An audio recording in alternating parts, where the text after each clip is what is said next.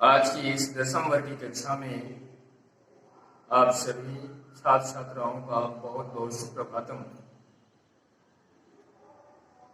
प्यारे छात्र छात्राओं, आप अभी इस विकट परिस्थिति में भी धैर्य का परिचय देते हुए अपने कार्यों में लगे हुए हैं।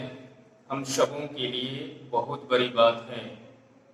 यदि आपके कोई साथी या मेरे बच्चे जो कुछ ऐसे हैं अपने कार्यों का अच्छी तरह से निर्वहन नहीं कर रहे हैं, आज की इस कक्षा के माध्यम से मैं आग्रह करना चाहूँगा उन बच्चों से, आदेश भी उनके लिए होगा कि आप अपनी जिम्मेवारियों के प्रति सजग हों, क्योंकि जो समय बीत रहा है पुनः वापस नहीं आएगा और आप इसकी भरपाई नहीं करेंगे। इसलिए आप तत्क्षण बिना समय गवाए हुए इस कार्य में लग जाएं। आज की इस वीडियो कक्षा के माध्यम से मैं 22 तारीख यानी 22 जून को जो मटेरियल्स आपको अवेलेबल कराया गया था उसके बारे में ही विस्तार से चर्चा करने जा रहा हूं। हालांकि इसके बारे में जब लाइव कक्षा हुई थी तो मैंने आपको बताया था, फिर भी चूंकि कक्षा दर कक्षा मुझे आपको वीडियो बनाकर भेजनी है, आपको बताना है, तो इस संक्षिप्त वीडियो में आप एक बार अच्छी तरह से पुनः इसको समझने का प्रयास करें। आज जो हम चर्चा करने जा रहे हैं उसमें बांध के बारे में है।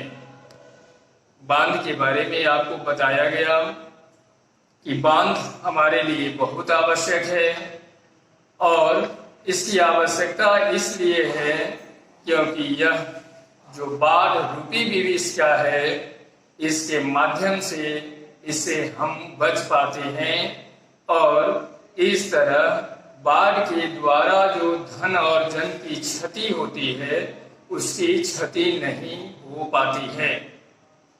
इस पाठ से आपको आपकी परीक्षा में भारत के मैप पर नदियों में बनने वाले जो बांध है उसको लोकेट करने से संबंधित प्रश्न रहता है।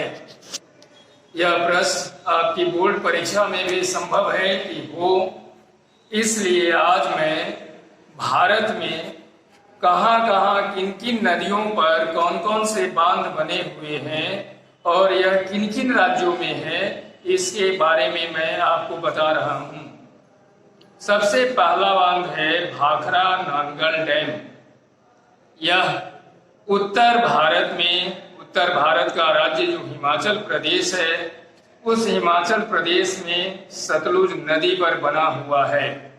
यह बांध हिमाचल प्रदेश, पंजाब, हरियाणा, दिल्ली, राजस्थान के लिए बहुत उपयोगी है, क्योंकि इसी डैम से निकाली गई नहर इंदिरा गांधी कैनाल के माध्यम से राजस्थान की गंगा नहर तक आज फसलें लहराती है। तो आपको भाखरा नंगल डैम को लोकेट करना हो तो हिमाचल प्रदेश में सतलुज नदी के ऊपर आपको भाखरा नांगल डैम को दर्शाना है। दूसरा है हीराकुंड डैम। जहां पर भाखरा नांगल डैम भारत का सबसे ऊंचा बांध है, वहीं पर हीराकुंड डैम भारत का सबसे लंबा बांध है। यह उड़ीसा राज्य में महानदी पर बना हुआ है। महानदी के जल के माध्यम से बहुउद्देशीय परियोजनाएं बांध के द्वारा शुरू की गई उड़ीसा में, और इसके माध्यम से उड़ीसा का वह इलाका जहां सूखा होता था, उड़ीसा में इस नदी के कारण बाढ़ की विभीषिका आती थी, इस बांध को बनाकर इस नदी के पानी को जन उपयोग में लाया जा रहा है। तुंगभद्रा बांध तुंगभद्रा नदी पर बनाया गया है और यह एक पठारी नदी है। इस नदी के द्वारा बांध बनाकर इसका मुख्य उद्देश्य पानी को आवश्यकता अनुसार घरों में पहुंचाना और सबसे बड़ा कार्य है इसका पनबिजली तैयार करना। नागार्जुन सागर डैम ज्यादा प्रसिद्ध है क्योंकि विश्वेश्वरैया भारत के ऐसे इंजीनियर थे जिन्होंने कृष्णा नदी पर नागार्जुन सागर डैम का निर्माण किया। यह डैम आंध्र प्रदेश में है और इस डैम के द्वारा आंध्र प्रदेश के कई जगहों पर इसका सिंचाई के रूप में, आवागमन के रूप में, जलापूर्ति के रूप में, घरेलू कार्यों में इसका उपयोग किया जाता है। आप यह मत भूलें कि भारत में लगभग जितने भी बड़े बांध हैं उन सभी बांधों से हाइड्रो इलेक्ट्रिसिटी यानी पनबिजली तैयार की जाती है।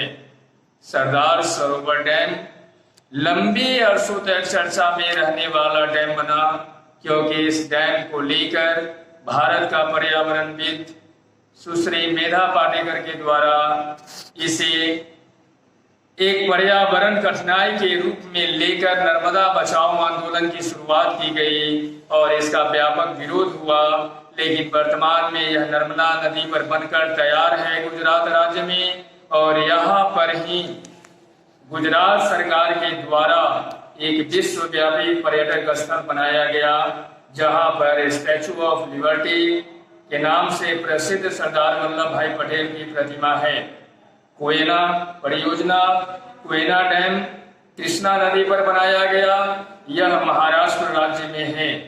टेहरी डैम गंगा नदी पर बनाया गया है, यह उत्तराखंड राज्य में है। मैथ्यू डैम का निर्माण कावेरी नदी पर किया गया है, यह कर्नाटक राज्य में है।